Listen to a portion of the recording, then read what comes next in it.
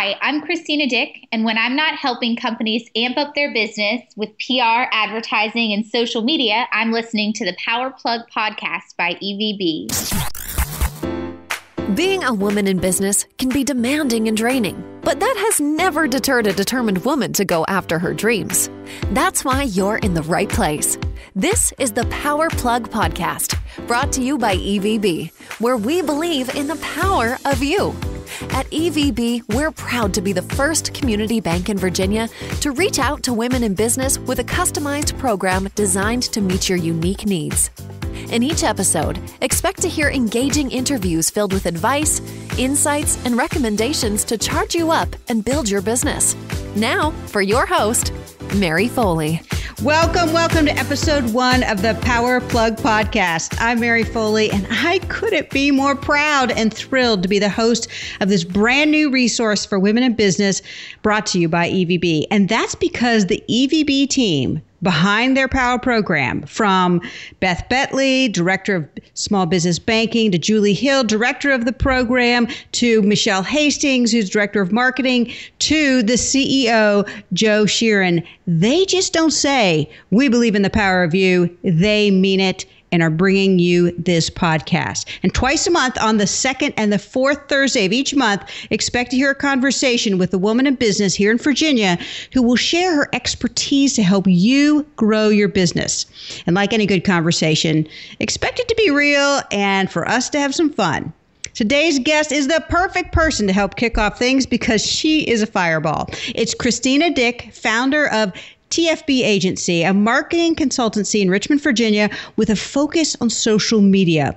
So whether you own your own business, help run one, or are focused on your own personal brand, everyone in business needs to understand and be smart about social media. And one reason why Christina is so smart is that she has worked with an A-list of companies to develop and implement strategies that have worked. She began her career at the Martin Agency, helping Kraft's Cool Whip and Stovetop, then also the Walmart, Geico, and the Virginia Museum of Fine Arts. And then she joined the social media team at Capital One and then Big River, where she built a social media and content strategy offering for companies like Sweet Frog, Virginia Farm Bureau, and Wicked Taco. Plus, she's an adjunct professor at Virginia Commonwealth University and serves on the boards of the Richmond Ad Club and Richmond Center Stage. And I hear for exercise and fun, she does some adult gymnastics, in all of her free time. Christina, welcome, and thanks for helping us to kick off the Power Plug podcast. Thank you so much, Mary. It's great to be here. Well, let's just dive right in because you really do have so much great experience and we can learn from you. And you've worked with these big advertising agencies with some big clients and some big budgets. As I mentioned, Geico and Walmart and Kraft, just to name a few. So my question is, how can much smaller businesses and organizations with smaller budgets and smaller staff be just as smart about using social media to grow their business or engage the people they serve? That's a great question. So one of the things that's been interesting to me is that I think oftentimes we think that just because a company is huge and they have a big budget, they're going to have the best in class advertising, marketing, social media. But what's interesting is that smaller businesses can actually get a lot more creative sometimes. There's not some of those limitations and a lot of barriers to break through, or sometimes less rules and less process that lets you test out different things. One of the coolest things about social media is that you can test and learn all the time. So you can try out something on a very small scale and look how it performed and then adapt your strategy based on that. So sometimes smaller companies actually have the advantage. That so small can be good. And it's really kind of a attitude about flexibility too, it sounds like. That is very encouraging. And so that's really a huge advantage. Well, so we, many of us are involved in social media now at some level. personally for sure, professionally as well. But I'm wondering, from your experience, what are the top 3 mistakes that you see businesses and organizations make when it comes to social media? Because there's a lot to go right and there's a lot to go wrong. So one thing is just not taking full advantage of social media. So I think a lot of companies are a little bit scared to dip their toe in the water. And because there are, we hear these horror stories about things that happen on social media, all these crisis in communications and, people saying things they didn't mean to say, and kind of you're opening up the floodgates when you're on social media. So it can be a little bit scary. So I think if a business just isn't on it at all, sometimes that can be a mistake. For some companies, it works. Not every company needs to have a giant, social media presence with every channel and be responding 24 hours a day, certainly. But I think being afraid to look into it can be a mistake. Another thing that I would say is not integrating social media into your overall marketing strategy. So I think because it's such a new tool, these new platforms are coming out. Sometimes companies will see social media as a totally separate entity, and they have a totally separate department that's handling it.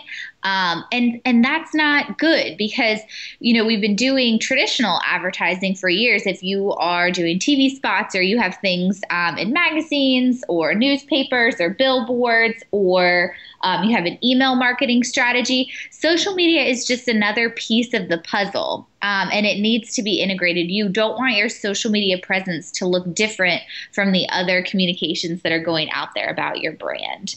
And then let me ask you a quick question about that one. And about from your experience then, because that really fascinates me that they're seeing social media as a separate thing, a different department, you even said sometimes. So, and an add-on, but maybe not an integrated way of looking at marketing.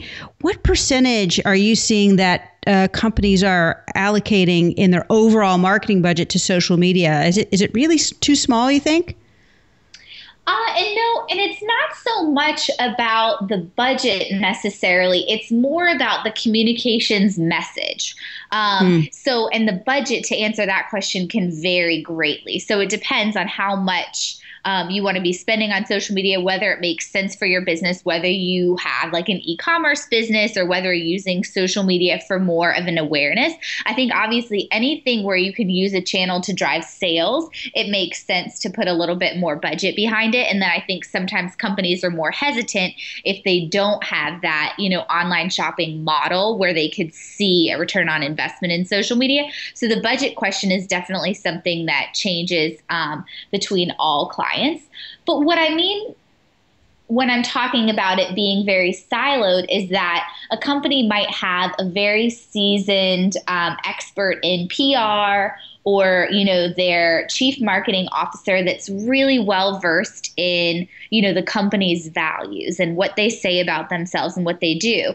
And instead of having someone like that do social media, sometimes they find someone who knows just the social media tools, which is very important, obviously, to understand the tools. But I would argue that you should have someone that understands your brand and your company and the values and how you talk more so than someone that just understands the latest technology. I would say that that's secondary, and those are the easier things to learn. That's a great lesson right out there to learn too, that it's not just about knowing the tools and functionally how to use them, but the strategic aspect around it. And that's a great takeaway right there. Okay. Well, thank you for that. Okay. So we had of the top 3, you said one was not fully taking advantage of social media and being kind of scared of it. You said number 2 is not integrating social media into your overall marketing strategy. Tell us what's number 3. So I would say some companies lack an unbiased evaluation of what their how social media is doing. So social media can be so instant, and it's very exciting to be a part of. So you put something out there and you can immediately see people's response.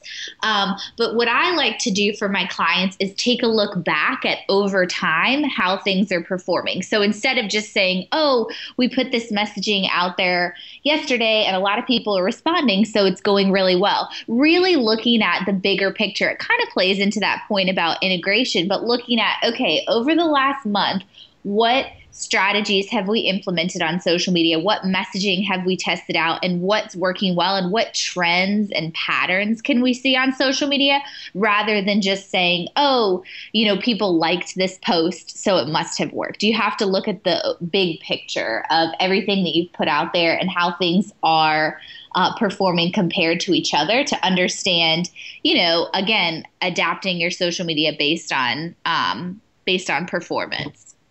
Yeah, because social media can very much feel instant. And well, it is. If you're not in real time in some ways, then you've kind of lost that moment. I mean, that's an advantage as well as like a challenge to keep up on it. But what I'm hearing you say too is, yeah, even though that's an advantage, you see a big mistake is that you've got to look at it over time as well, or you're really not understanding its impact or lack of impact. Yeah, I think a lot of people, they don't have necessarily a plan for, okay, here's what I'm going to post. And I think that's the most intimidating part, the scary part. When we're doing social media for ourselves, it's just whatever we're thinking in the moment, right? So we just think about what's happening now. And that's, the intention of social media. But when you're doing it for a business, you have to take a different approach. So you want to apply some of that where, okay, what's happening in the moment, and you want to appear to your customers and to your fans that you're, thinking of things on the fly. But in order to do that as a company, you have to have a lot of behind the scenes planning and strategy there. So if you're looking back at, say, a month or a quarter's worth of content and what's happened on your page, that can help you think, okay, here's the direction that we need to go in, and it can help you plan out the next month or quarter of content based on the knowledge that you gain from analyzing that the past social media strategies. Okay, I love that. So here, I've got a term to use that popped into my head that I have thought in terms of myself, because I'm a planner really at heart, right? And I've been trying over the years to just also be in the moment. And, that's harder for someone like myself, but I'm happy to, continue to grow. So I call it planned spontaneity.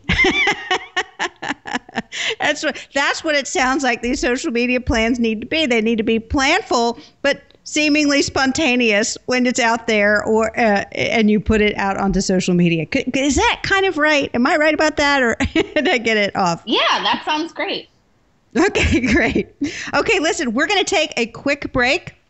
And when we come back, there's so many social media platforms out there. I want to find out which ones you recommend the most and why. All right, so we'll be right back, and stay with us because this you got to hear.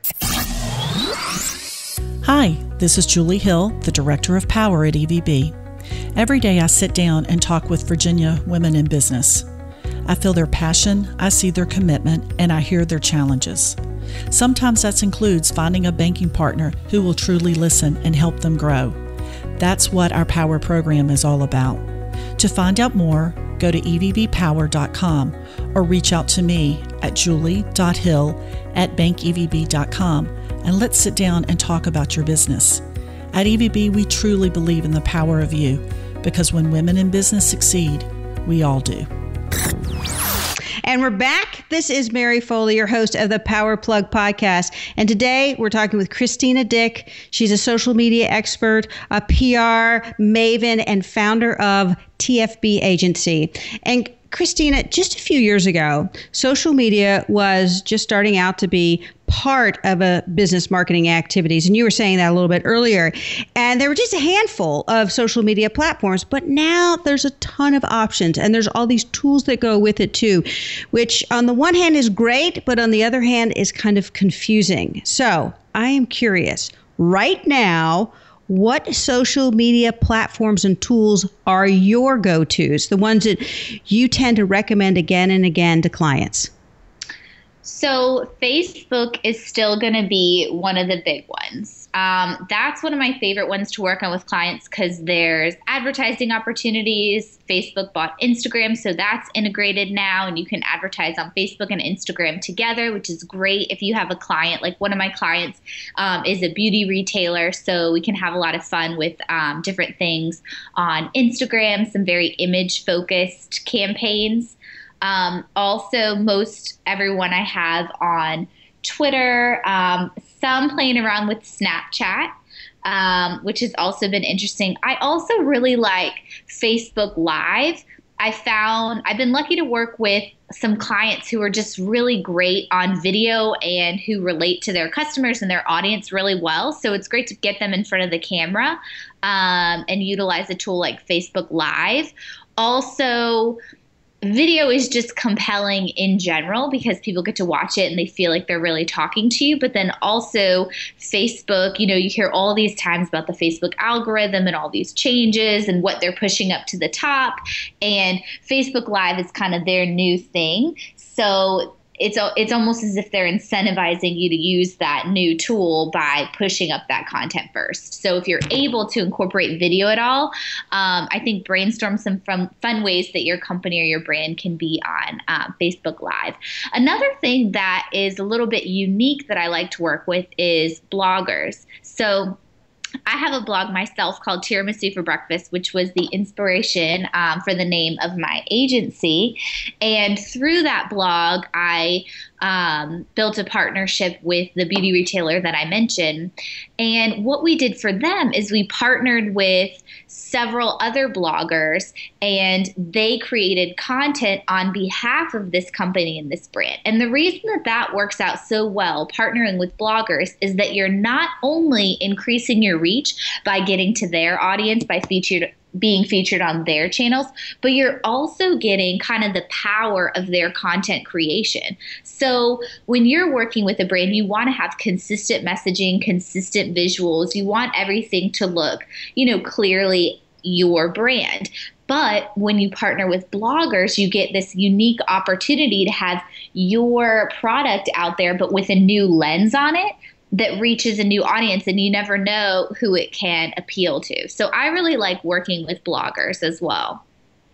Well, and that blogger strategy also, it's like that third-party credibility. Instead of you saying I'm so great, or someone else is saying she's so great. And that seems to be a lot of social proof, as it's called. And is that also a part of its effectiveness? Yeah, absolutely. And it's really, too, tapping into a different market. So if you're partnering with bloggers, you heard the term influencers. So anyone that's creating content out there and that has any type of audience, you can think about, could be a potential partner for your brand. But think about, do you have an untapped audience? Is there a misconception about your company or your brand that you think that you could, leverage someone like this to address? I think that's what's really cool, is getting into a unique space or a unique audience that you couldn't have done otherwise without that partnership.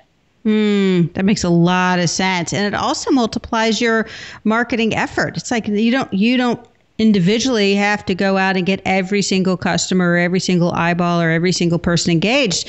It's soliciting the help of others to do it for you. You already have relationships with other people. Absolutely. I love that.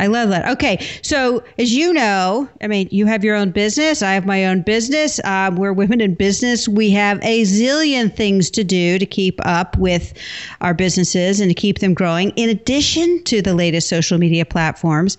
So how do we even keep up with the latest social media platforms? Or should we even try? Help us understand the overload and overwhelm it can feel like. I really like to look at social media as a tool. So it's just amplifying the things that you are already doing. So in that way, when you think about it that way, instead of thinking about it as an extra thing that you have to do, frame it as, how do I use social media to promote and just enhance the things that I'm already doing?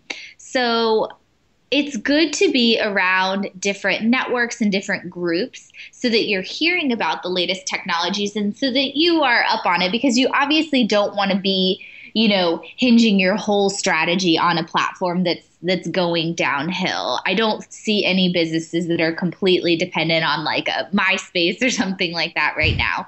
But so I think, don't be too afraid of that. Also be wherever your customers are. So talk to your audience and your customers in real time, and just being connected and well networked in real life is going to translate to your social media networking as well. Just paying attention to the trends, what's happening, and then adapting gradually and whatever makes sense for your business. Don't join a new platform or try to implement a strategy that you can't sustain. Sometimes you might need to bring in an extra person, or you might need to cut back on one channel in order to make time, or reserve some budget for another channel or platform. But just, again, looking at that whole bigger picture and where do you want to be on social media? What are your priorities? And does it make sense for you to join the latest network or platform or channel? Or do you just want to gradually monitor it and see if your customers are really starting to go over there before you dive in fully? That all makes a lot of sense. So 2 quick questions to follow up on that. One is, how much time do you personally spend a day on on social media for your own business? Because I know you do it for other businesses, but I'm just curious for your own. And the second question is it okay to, as the business owner or as the woman running the business, not to do the social media herself and outsource it or have another person or a staff person do it? Is it cheating? No, it's certainly not cheating. One thing I like to do for my clients, and what I've done for some of those bigger brands that we talked about earlier too, is a community management guide. So, and looking at and understanding the brand voice and how you want to talk, what are the common words and phrases, and we all get on the same page about how do we want to sound, what channels are we on, what's the purpose of each channel. And when you have all that set in place, you can bring in an extra person or an extra set of hands, because all they're doing is implementing a strategy that you've already set in place. So it's certainly not cheating to bring in an extra set of hands. For my that sounds good. Business, yeah, I spend a lot of time researching on social media. So it's not always necessarily me pushing out content or trying to get other people to react to my content. A lot of it is looking into other brands. If you saw all the brands that I like on Facebook, you would laugh probably, because it can seem like a very random assortment. I have, I think, Band-Aid and like Land O'Lakes and all kinds of seemingly random companies on there, but it's actually really helpful. And it makes my job a lot easier that social media is so accessible, because I'm able to just constantly be researching for my clients. And sometimes it's not even necessarily going there intentionally to find something out or find out what a competitor is doing. It's just kind of absorbing it, and it's something that you practice. So every day I'm on social media. As things change, because I'm on it so often, it's more fluid, and I'm able to adapt to, new things that are happening and recognize them quicker, see what other brands are starting to do, and just, monitor the space gradually so that I don't have a big shock and say, oh my gosh, what happened to Facebook? It looks totally different today. Yeah. Well, and so obviously during all that research, you keep a pulse on what's happening, as well as what I'm hearing is that the research is so much more accessible of what's happening in companies, period, and in businesses. I love that. All right. So let's say this. Let's say I'm a woman entrepreneur or I'm a woman leader in an organization, and I want to be smart about using social media to grow my business, but I'm feeling overwhelmed about where to start and really what to do. Maybe I actually even have started, but I really don't feel that good about it. I mean, what should I really do first in trying to get better about social media for my business? And how can you help me? I would start out with an audit of your communications. And it doesn't have to be something scary or super extensive, but basically what you're doing is looking at what messaging am I putting out there? Are you on TV? Are you on the radio? Do you have billboards? What are your, even just your customer service strategies? So what unique things that you do?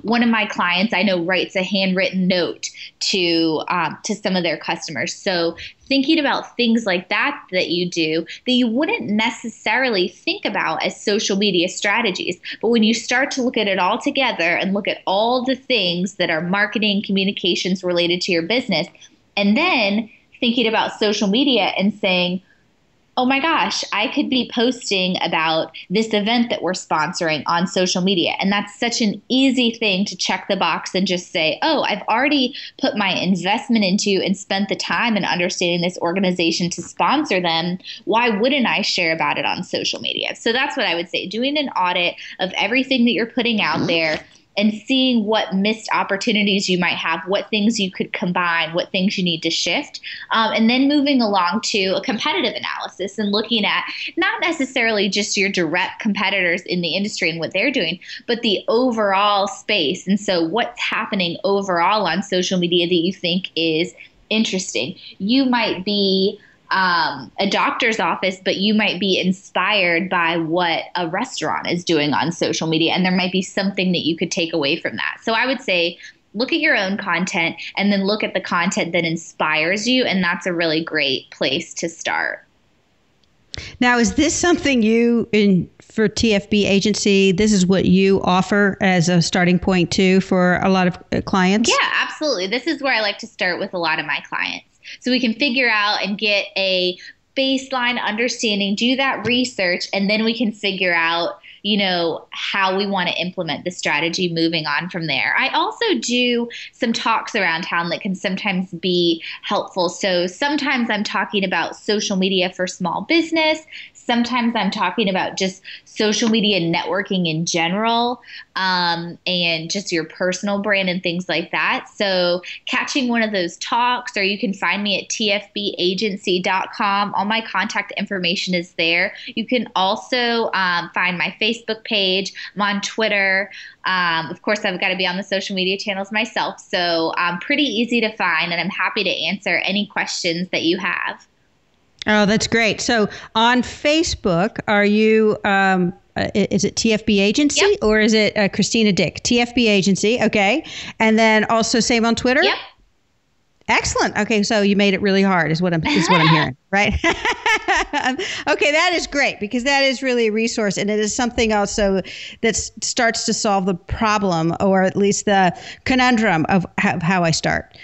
Okay, I cannot believe this, but we are almost out of time, and you have been so generous in sharing what you know already. And as you know, too, you're an EVB Power customer, I know, Christina, and you know it's more than a bank. It's really a community of women, and community is about people. And so before we go, I want to ask you a series of 13 quick, fun questions to get to know a little bit more about you, and you just share the first thing that comes to mind. Does that sound good? Yeah. Okay, so here we go. Okay, salty or sweet? Salty.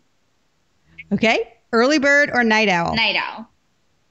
Favorite holiday of the year? Christmas. Christmas. Oh, okay, great. Where were you born? Portsmouth. And where have you lived the longest? Gosh, I'm trying to think. It's either Gloucester, Virginia or Richmond, Virginia. Okay, so Gloucester is where you live in Richmond now, but Gloucester is where you grew up? Yep. Okay, great. All right. Heels or flats? Heels. Okay. What's one thing on your bucket list? Oh, gosh. Well, just starting this agency has been a huge thing. So seeing where this goes. Oh, excellent. Good for you. Okay, now name a woman who has deeply inspired you, past or present. My first boss, Jackie Davenport. Was that with the Martin Agency? Mm-hmm.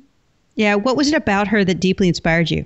She was truly a mentor, and we're still in touch today, and we get together. And I think it's really rare that you get to see someone that the more that you get to know them and the more that you see their actions, the more that you admire them. And that's something that's really true about her. No, that's neat. That's a great relationship. That's neat. Okay, more questions. Spanx or no Spanx? No Spanx. I mean, it can go either way. I really admire, and I love hearing stories about Sarah Blakely and what she's done with the company. But I don't wear them myself. Okay. All right. One thing that just makes you happy. My cat. Oh, what's her name or his name? Kitty. Oh, Kitty. Okay, there you go. All right. What's your favorite beverage? Cappuccino.